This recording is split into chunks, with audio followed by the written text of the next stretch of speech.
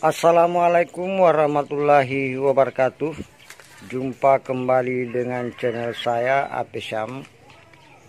Kali ini saya coba berbagi pengalaman kepada teman-teman tentang bagaimana cara mengatasi masalah-masalah yang sering kita temui di dalam membonsai. Nah, untuk kali ini saya telah merangkum sebanyak 11 masalah yang merupakan masukan dari teman-teman pelanggan channel ini, dan insya Allah pada kesempatan ini saya akan coba bahas satu persatu. Di layar ini teman-teman bisa melihat bagaimana pertumbuhan dari bonsai-bonsai saya. Jadi kita bisa lihat ini betapa subur, lebat, dan menghijau dengan percabangan dan perantingan yang sangat-sangat hampir mendekati sempurna. Nah, ini karena membonsai itu memang butuh kesabaran, ketekunan, dan ketelatenan. Nah, jadi kita harus setiap saat merawatnya, ya, sehingga bisa menghasilkan karya seni bonsai yang seperti ini. Terkadang teman-teman ada yang mengira kalau bonsai-bonsai saya ini sudah bertahun-tahun atau bahkan mungkin sudah ada yang 10 tahun.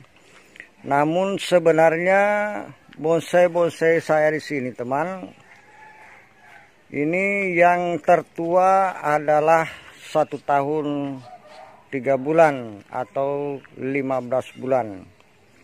Nah, sebenarnya saya mulai membonsai itu tahun 90-an, tetapi pernah istirahat membonsai karena sesuatu hal, ya, sehingga baru 1 tahun lebih ini saya memulainya lagi, dan hasilnya seperti ini. Selain itu, yang perlu juga teman-teman harus lakukan adalah bagaimana memproses bahan bonsai itu secara maksimal sebelum bakalan bonsai itu ditanam. Karena terkadang penyakit kita sebagai pembonsai, kita lupa bahwa betapa susahnya kita mencari bahan, namun ketika mendapatkan bahan itu sendiri, pengolahannya asal-asalan. Terkadang sudah malas, mungkin capek atau bagaimana. Nah, padahal justru disitulah kita harus memaksimalkan usaha kita agar apa yang kita peroleh dari hasil mendongkel itu bisa tumbuh dan maksimal. Nah, baik, sebelum itu silakan perhatikan dulu bagaimana saya memproses bakalan bonsai sebelum ditanam pada cuplikan video berikut ini.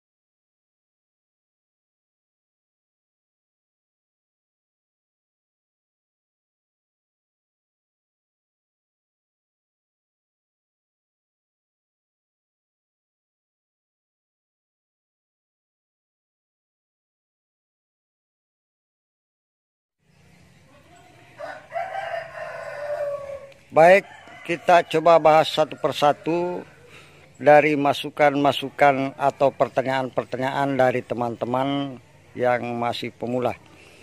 Yang pertama adalah bakalan bonsai tidak bisa tumbuh.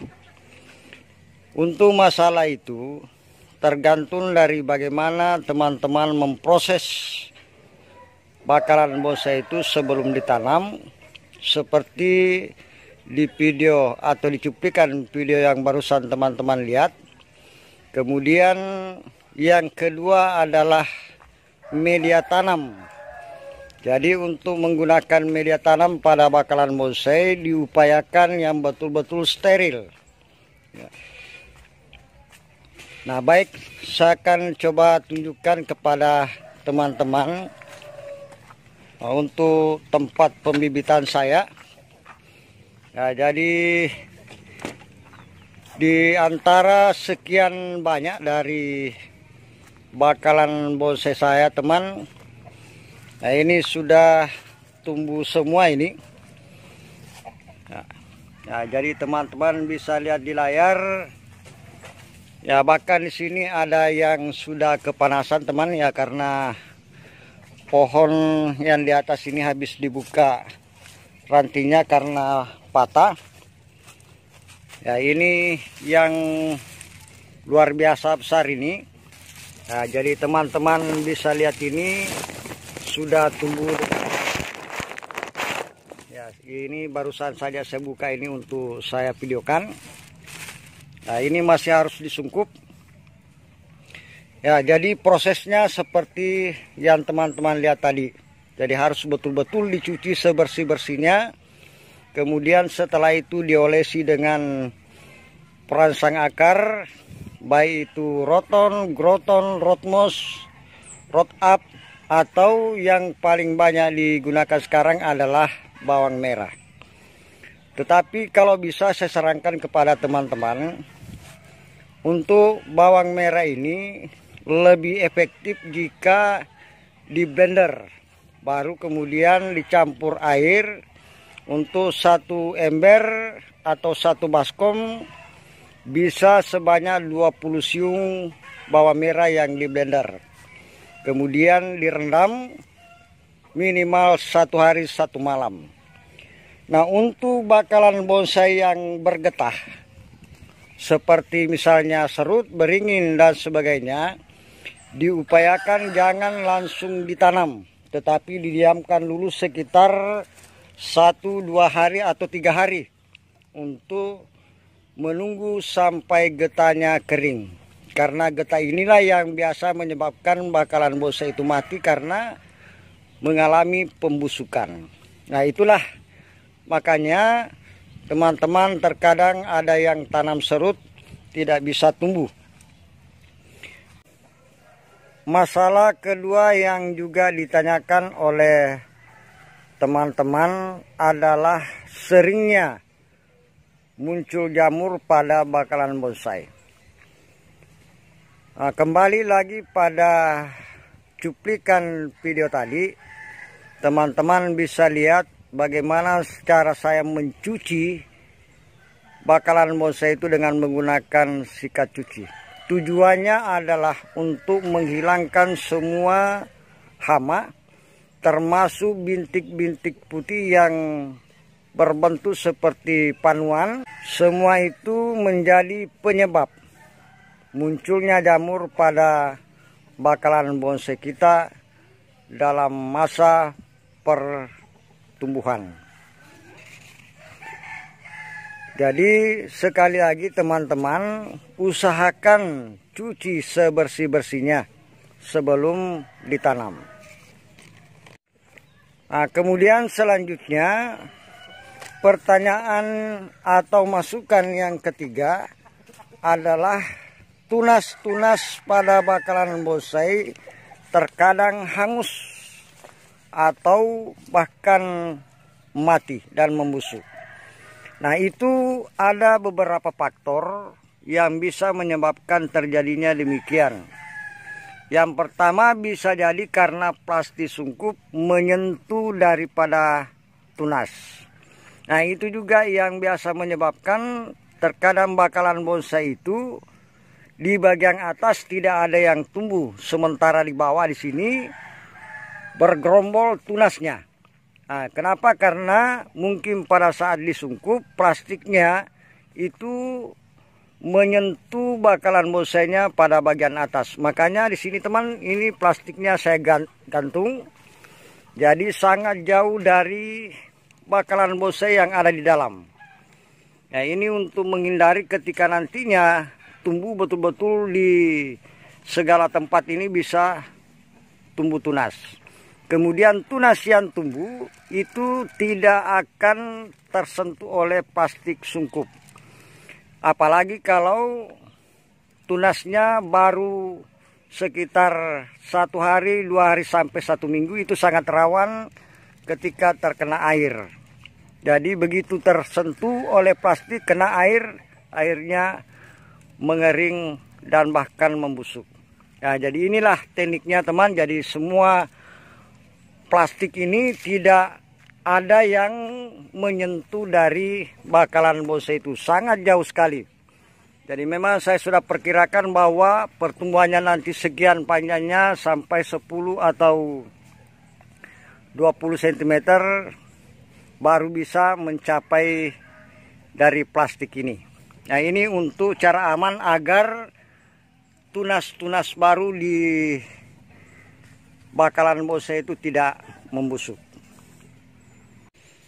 Faktor lain yang bisa juga menyebabkan terjadinya membusuknya pucuk dari bakalan bonsai diantaranya adalah media tanam yang panas. Itu bisa jadi karena penggunaan pupuk kandang yang belum kering betul, sehingga menimbulkan hawa panas. Kemudian bisa jadi juga dari tanah humus yang kita ambil itu ada ulat-ulat yang ketika digunakan itu bisa langsung mendekati dari pangkal batang atau bekas potongan dari bakalan bonsai yang kita tanam, dan di situ dia mencari makan dan memakan dari bakalan bonsai itu, sehingga lama-lama bakalan bonsai kita menjadi mati. Nah, solusinya adalah saya selalu mencampur media tanam itu dengan insektisida. Nah, kalau misalnya tidak ada insektisida, bisa juga dengan menggunakan air rebusan tembakau, kemudian dicampur dengan media tanam bonsai kita. Nah, insektisida yang ada itu ada banyak sekali. Misalnya Seping, ataukah misalnya yang lain-lain yang bisa digunakan untuk pengusir semut. Karena semut juga itu termasuk merusak daripada bakalan akar yang muncul pada bonsai kita. Selanjutnya pertanyaan keempat. Terkadang tunas yang tumbuh tidak sesuai dengan yang diinginkan. Mungkin misalnya kita inginnya di sebelah kanan, tetapi ternyata munculnya di sebelah kiri. Nah, itu karena kesalahan pemotongan pada batang atau bakalan bonsai. Nah, baik, saya akan coba tunjukkan di sini bagaimana cara memotong dari bahan bonsai. Nah, di sini ada bidara. Ya, ini tumbuh liar, teman. Seandainya misalnya teman-teman mau jadikan bonsai dari bidara ini, kemudian teman-teman misalnya ingin cabang pertamanya ke kiri, lantas teman-teman potong di atas dari mata tunas ini, maka otomatis itu tidak akan bisa terjadi. Yang jelas yang tumbuh pertama adalah yang di sebelah kanan, karena teman-teman memotong di atas dari mata tunas yang ada di sebelah kanan. Nah, kalau misalnya teman-teman inginkan di sebelah kiri, carilah mata tunas di bagian sebelah kiri, kemudian dipotong di atasnya. Masalah yang kelima.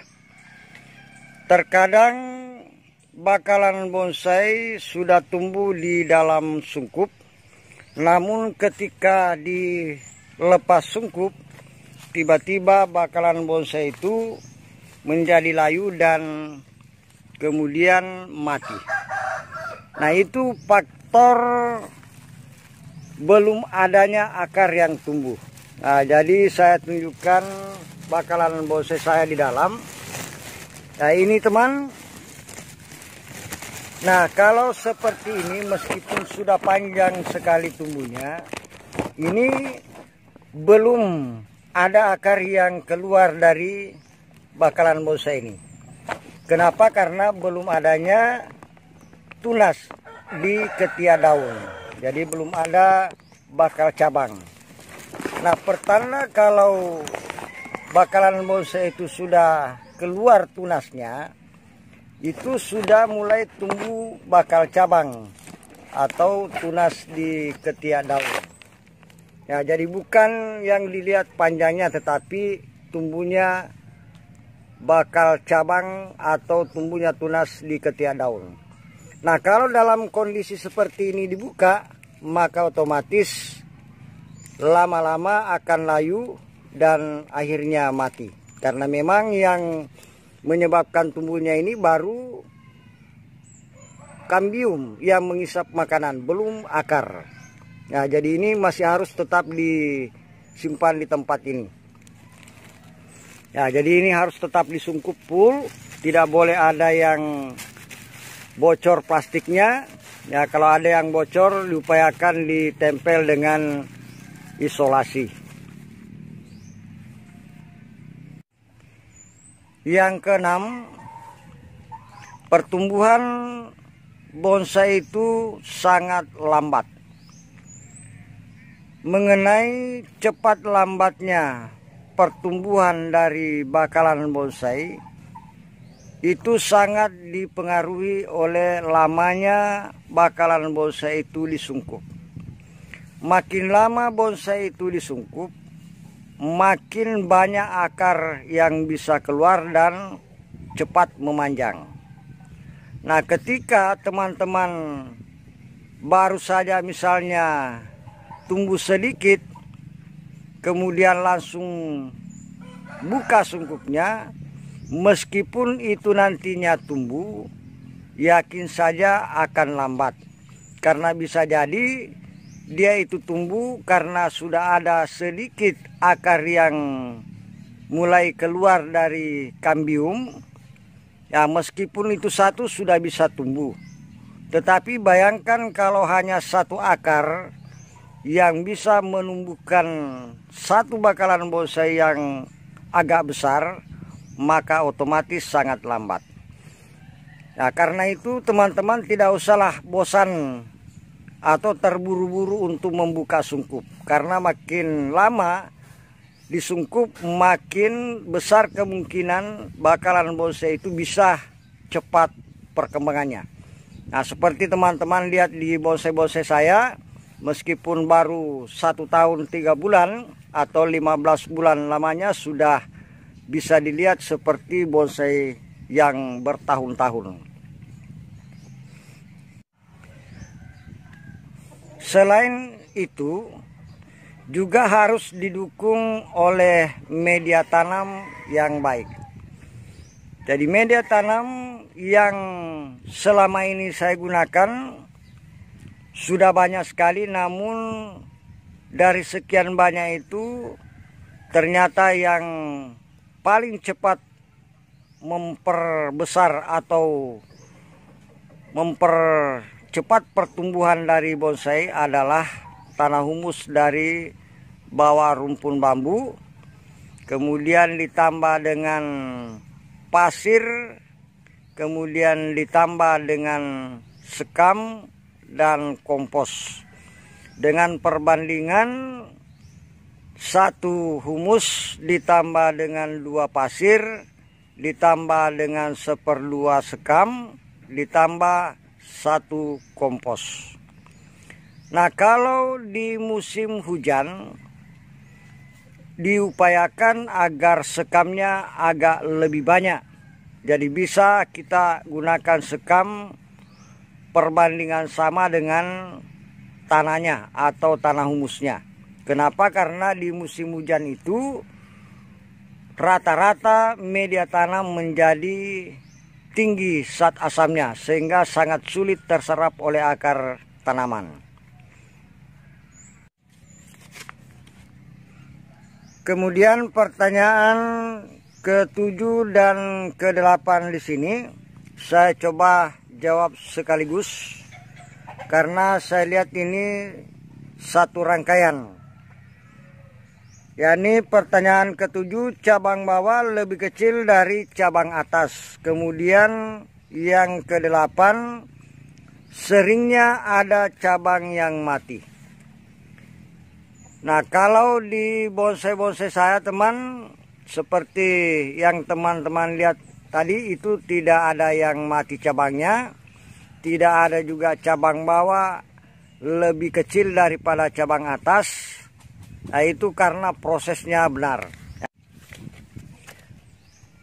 Baik, saya coba tunjukkan contoh dari pertanyaan ini. Tapi saya tidak mengambil dari bakalan bonsai saya karena otomatis di bakalan bonsai saya tidak ada yang demikian. Karena memang selalu saya perhatikan setiap saat. Jadi saya coba tunjukkan di pohon bidara ini. Nah, jadi di sini cabangnya di atas teman. Ini sudah sangat besar. Sementara di bawah ini kecil. Ya, bahkan beberapa ini mati.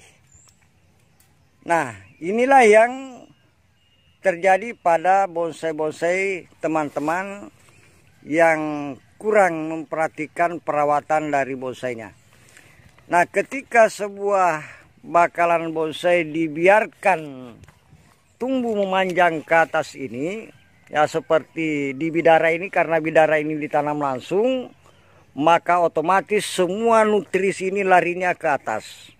Sehingga di bagian bawah ini tidak mampu menarik nutrisi secara baik, akhirnya mengecil, lama-kelamaan kemudian mati. Nah, untuk menghindari yang demikian ini, diupayakan kalau misalnya cabang bawah yang terbawa ini atau cabang pertama kita mau besarkan, jangan sama sekali dipotong pucuknya. Nah, sementara cabang 2, 3, 4 sampai kepada puncaknya atau kanopinya di atas, semua dibuka pucuknya. Jadi cukup pucuknya saja. Kalau misalnya kita sayang untuk potong panjang-panjang, cukup pucuknya dibuka semua. Ya, di bagian atas. Sehingga cabang bawah yang tidak pernah diganggu pucuknya itu akan leluasa menarik nutrisi. Sehingga lama-kelamaan cabang bawah itu bisa menjadi besar. Nah, begitu juga kalau misalnya cabang bawah mengecil terus, ya semuanya mengecil, usahakan di bagian atas ini dipotong saja atau dibuka pucuknya semua. Ya, seperti ini teman. Jadi ini bakalan bonsai lawareng saya. Jadi sampai sekarang saya belum tahu namanya. Bisa teman-teman lihat ini di bagian atas ini saya potong dan sudah mulai tumbuh lagi ini. Jadi ini untuk memperbesar di bawah saya potong lagi ini. Jadi semua ujung-ujungnya ini yang di bagian atas saya potong untuk memperbesar bagian bawah. Ya, sementara di bawah jangan diganggu. Juga teman bisa lihat ini habis dipotong di bagian atas, sementara di bawah ini dibiarkan ya, supaya dia bisa cepat membesar. Nah, kapan di sini dipotong, di atas dibiarkan, maka lama-kelamaan yang habis terpotong ini mati karena semua nutrisinya lari ke atas.